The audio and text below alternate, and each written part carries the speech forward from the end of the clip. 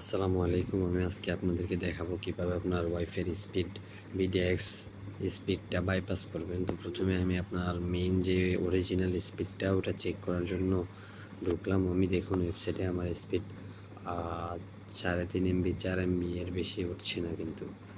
আচ্ছা, তো আমি আমার যে ভিপিএনটা রয়েছে এটা আমি কানেক্ট করলাম। এবার দেখুন স্পিডটা আপনারা একটু লক্ষ্য করুন।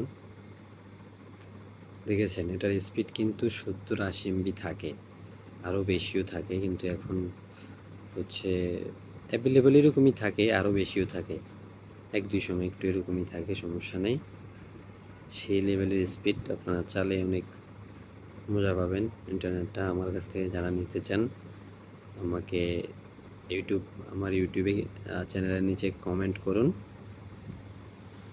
ইনশাল্লাহ আমি আপনাদেরকে দিয়ে দেবো। আমি আপনাদেরকে নেওয়ার প্রসেসটা সেখানে বলে দেবো।